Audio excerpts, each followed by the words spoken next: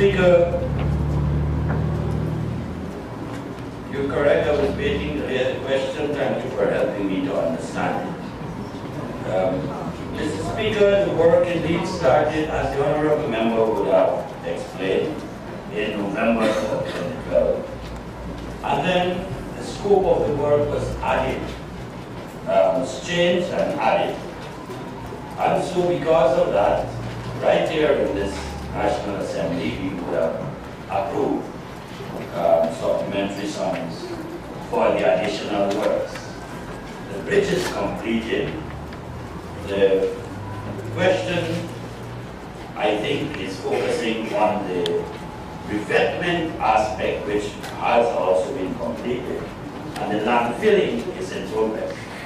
Heavy weather got the process, and so with fair weather, as of Sunday of this week, the backfilling in the revetment has commenced.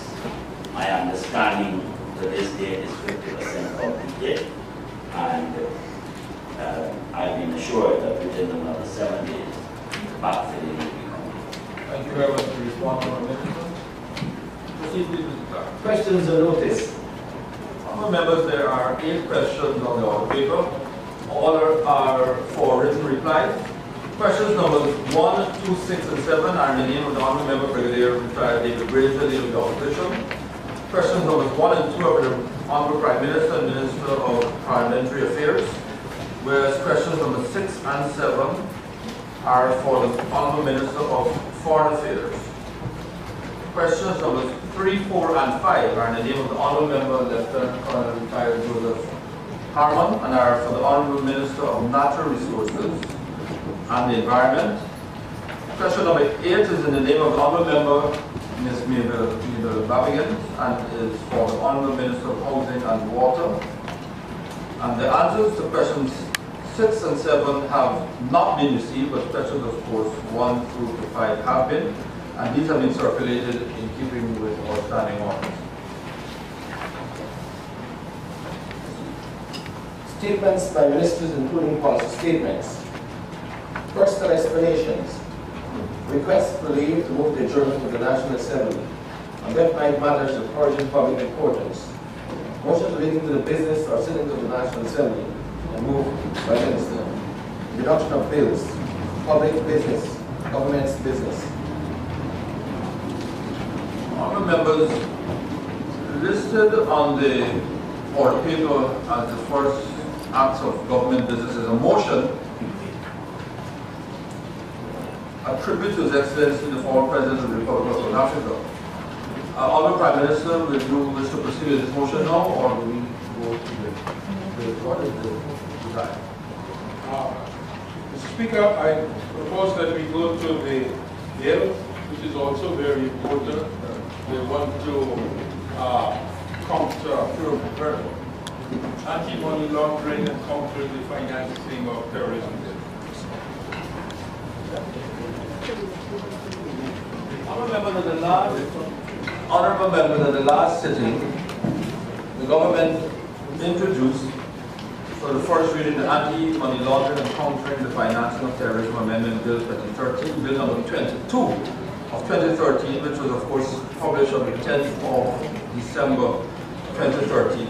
Under the standing orders, the introduction of a bill by government for its first reading does not require leave of the House. However, the standing orders are quite clear that for such a bill, that being a bill which is the same or has a similar content to that, the one which was introduced previously, for that bill to undergo a second reading, leave of the House is required. And so, at this stage, I invite a motion for the bill, for the House to give its approval for this bill to be proceeded.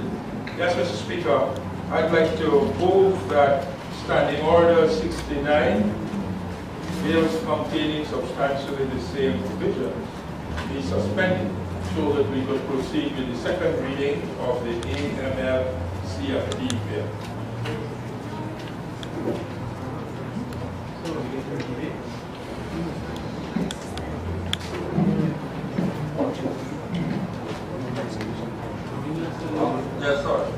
absolutely not interrupt you, but just to remind you that the procurement amendment bill comes before anti-money laundering. If we can, once the suspension order is accepted, that we could go back to that if possible. Thank you. Honourable members, my apologies. We will call in abeyance the motion for the suspension of standing order. And I wish to invite Honourable Prime Minister or the appropriate minister to move the second reading of the Procurement Amendment Bill 2013, Bill number 17 of 2013.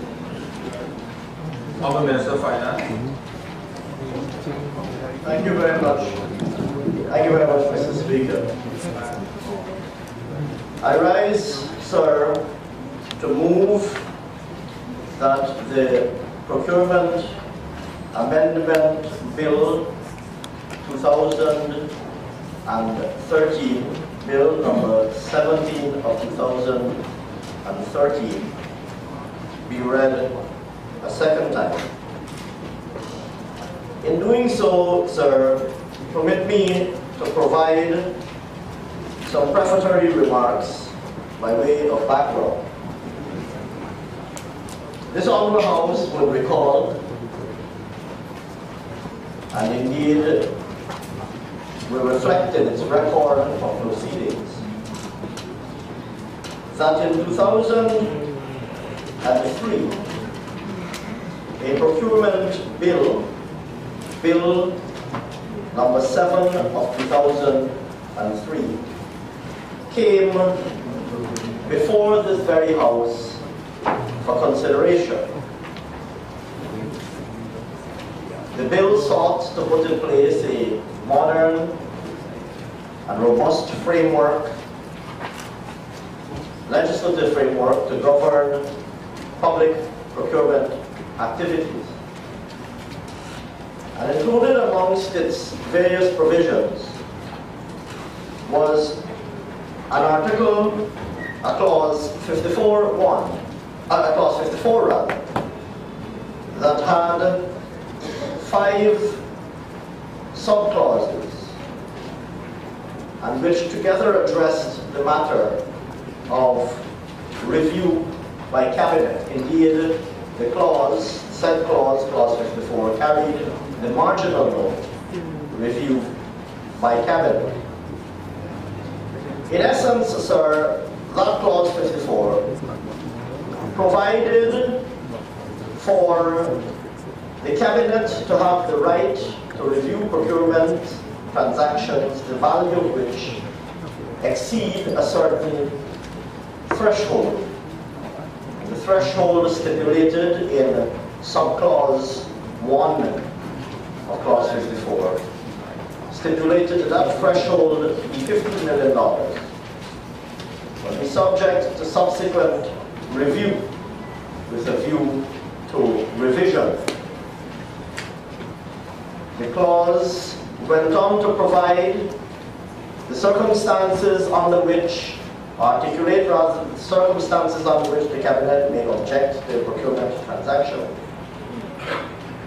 and what happens once such an objection might have been raised.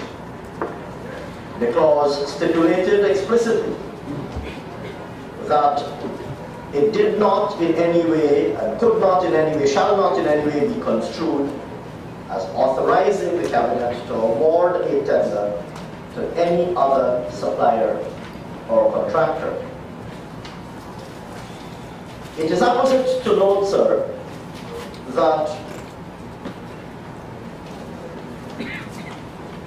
in subclause 1 of the said 54, as I just mentioned, provision for review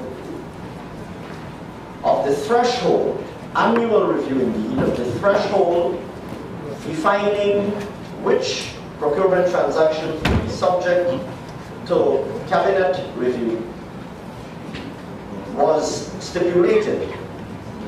In fact, 54(1) read as follows in the bill.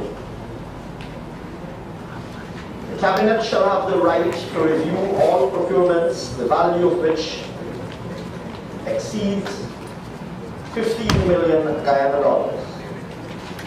The Cabinet shall conduct its review on the basis of a streamlined tender evaluation report to be adopted by the authority mentioned in Section 17.2.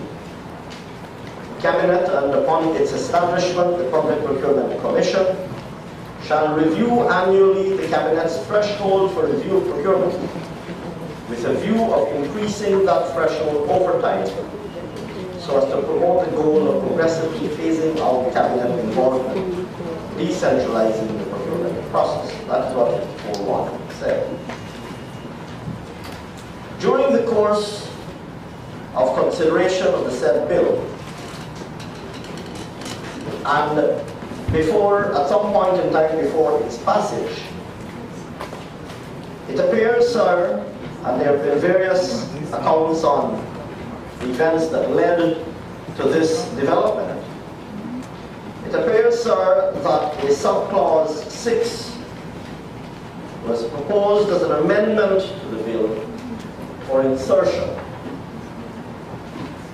This subclause 6, Mr. Speaker, provided as this newly inserted subclause 6, provided as follows. And I quote, Cabinet's involvement under this section shall cease upon the constitution of the Public Procurement Commission, except in relation to those matters referred to in subsection 1, which are pending. I don't wish, sir, to speculate on what may have transpired on that evening when the discussions would have taken place involving members on both sides of this house, the house at that time, and which led to the insertion of this 54.6. I believe there are still some members of the House, there are members of the 10th Parliament, who were members of that Parliament, and who might be better placed to recall the events of that evening. Suffice it to say, sir, that there emerged from this House a procurement act that was to become Act number 8 of 2003, and that included the now amended Section 54 with its 6 subclauses, 1 to 5 as originally proposed in the bill, and 6 as amended on the floor of the House that evening. One can immediately focus one's attention on the evident contradiction between 54.6 and 54.1, because 54.1 clearly recognized a role for Cabinet, even if that role would progressively diminish with the raising of the threshold, whereas 54.6 prescribed an immediate proscription of Cabinet's involvement. That, sir, would appear to my layperson's eyes to be an evident collision, contradiction between the two subsections. It would appear that this House legislated in 54.1 that Cabinet will review contracts above a certain threshold and grant its no objection before the award of the said contracts, and that even after the Public Procurement Commission would have been appointed, that Cabinet's involvement would continue, and that threshold would be subject to annual review. 54.1 is quite clear in describing that was anticipated to exist subsequent to the appointment of the Public Procurement Commission. 54.6 then came and described a diametrically different state of the world to obtain after the appointment of the Public Procurement Commission. That, sir, would seem to me to be an evident, a clear and obvious collision. Like I said, it is not for me to speculate on what might have been the intentions of those who proposed and drafted the amendment at the time. But the result was legislation. The result was a principal act that we now have before us that has written into it an inherent contradiction, placing us in a conundrum. By which subsection of 54 are we to be guided in the world that will prevail subsequent to the appointment of the Public Procurement Commission? Are we to be guided by 54.1, which contemplates continued involvement of the Cabinet? Or are we to be guided by subsection, by 54.6, which prohibits Cabinet involvement? By which are we to be guided? Which is superior? Both are subsections of a statute, of a single statute. That is to say, the Procurement Act. And this is the state in which, this is the circumstance in which we find ourselves today. Recall, sir, that the Cabinet's right of no objection is one that is exercised right now, appropriately and lawfully so under the Procurement Act. And indeed, prior to the passage, the enactment of this Procurement Act and its coming into operation, the Cabinet, in fact, had a prior involvement that at that time wasn't no objection, but in fact was approval of contracts above a certain threshold. The Procurement Act reduced the Cabinet's involvement to mere no objection and contracts only above a certain threshold.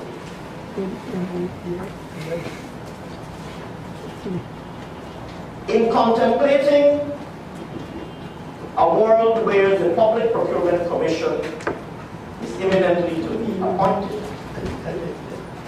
and I hasten to add that the constitutional article that establishes the Public Procurement Commission, that is to say Article 212W, exists in the Constitution and enjoys constitutional status because both sides of this House voted in its favor.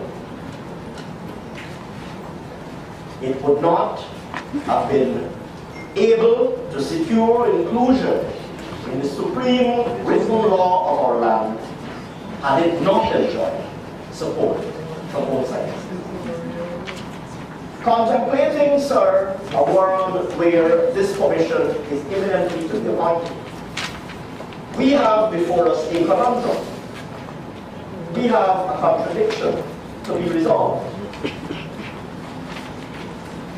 But, sir, and it is that contradiction, that conundrum, that the bill currently before us, that is to say, the Procurement Amendment Bill 2030, that is what this bill seeks to do. Put simply, Bill number 17 of 2013 seeks very simply to repeal subsection 6 of section 54.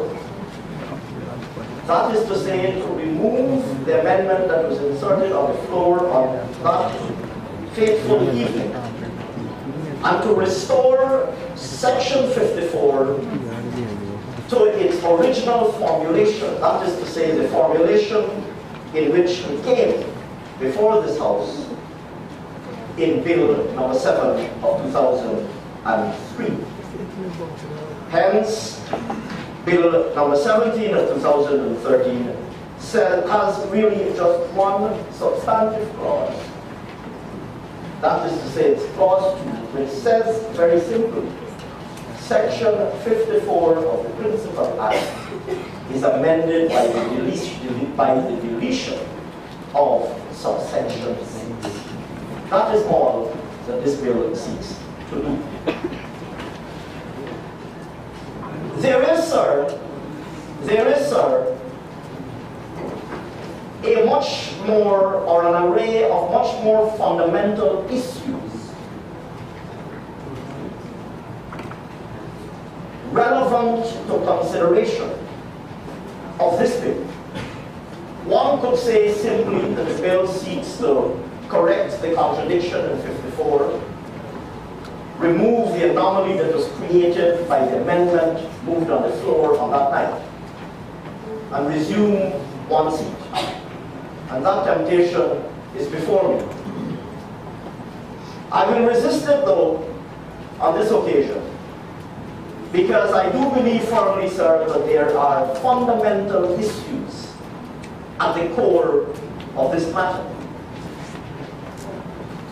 What are these fundamental issues?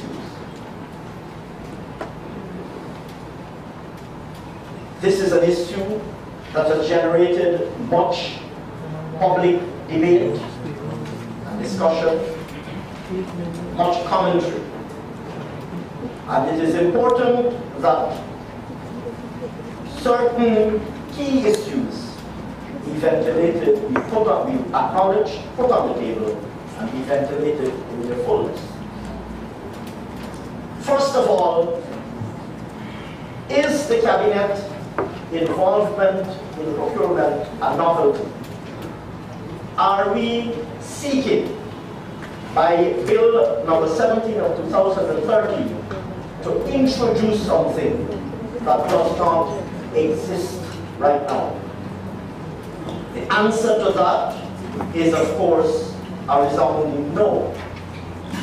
Prior to 2003, Cabinet, in fact, approved contracts above a certain threshold. In fact, dating back to the earliest days of our financial regulations, and here I speak of decades of financial regulations, principal acts passed by our distinguished predecessors in parliaments that have preceded us, and regulations made thereunder for decades now, provided for a hierarchy of authority as it relates to contractual approvals, procurement approvals. Contracts below a certain level, or the authority as it relates to contracts below a certain monetary level, that is to say small or petty contracts. The authority for granting those was delegated to individual technical officers within ministry, departments, and regions. So, an administrative officer or a permanent secretary enjoyed full and unfettered authority to award, to execute procurement transactions for contracts below a certain threshold, smaller contracts. And in fact, a hierarchy within that was established. Contracts below the lowest of thresholds required no competition. That is to say, very small transactions. You were going to buy a single item of nominal value. You were going to buy a staple machine, say, or a paper clip, a box of paper clips, whatever. I give perhaps an exaggerated example. But most of us in this house will be familiar with this hierarchy. So very small procurement transactions. Goods or services of nominal value could be procured without public advertisement. Once a certain threshold was hit, that is to say, once the size of the transaction achieved a certain threshold, competition was required, so free quotation. Once a certain other threshold was achieved, public open tendering was required, advertisements, receipt of tenders in a sealed box, public opening, etc. And once a certain higher threshold was achieved, then the involvement of the cabinet was invoked. This system, sir, has been in existence in one shape or another for a considerable length of time.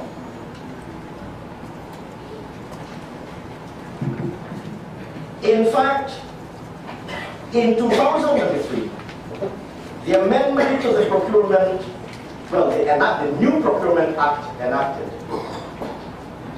sought to change the Cabinet's role from one of approval to merely one of no objection, and specified the circumstances under which the Cabinet could express its no objection.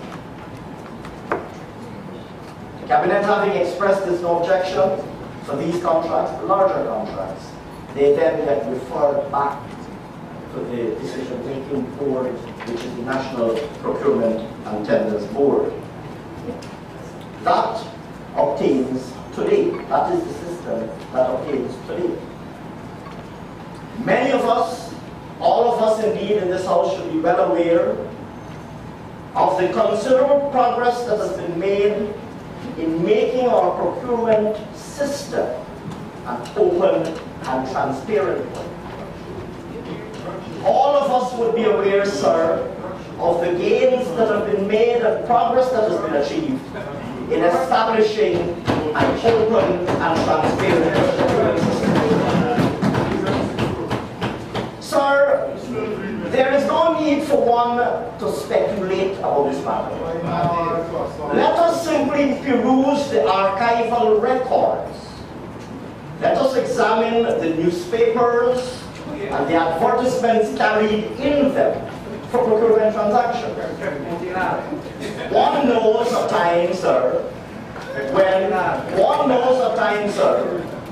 when the national newspapers carried virtually no advertisements for procurement transactions. Today, sir, if we pick up the newspapers, we witness a plethora of advertisements for public procurement transactions. This is a matter of public record. And I invite those who are inclined to examine this matter with any degree of rigor, to simply peruse the newspapers. Is it that prior to 1992 nothing was being procured? Because there were no advertisements in the newspapers to suggest that anything was being procured. Is it that under Mr. Greenwich's tenure no goods and services were being procured? One really has to pick up a newspaper dating from those days, sir, to see the striking absence of advertisement of public procurement transactions.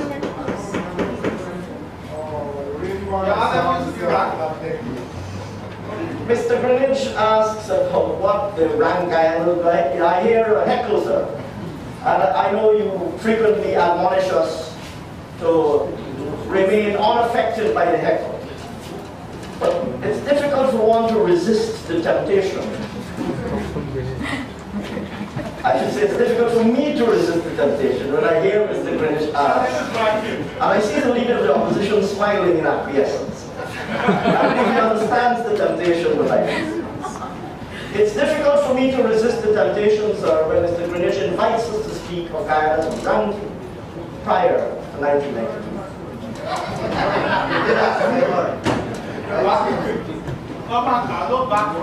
That, sir, will take us down a journey that I dare say will embarrass the honourable member and sully and tarnish his reputation. And I don't wish to do that, sir. So I will resist the temptation. You asked about the ranking, sir. Well, you were presiding, unless I am mistaken, sir. I thought that you were presiding over the economic affairs of the country. But perhaps I'm mistaken in that regard. Nevertheless, Mr. Speaker, I know your silent admonition. I know your silent admonition of who? Suffice it to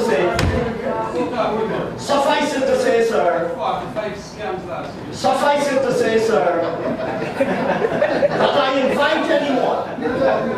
I invite anyone interested in a dispassionate examination of this matter to compare the column inches of the national newspapers devoted to public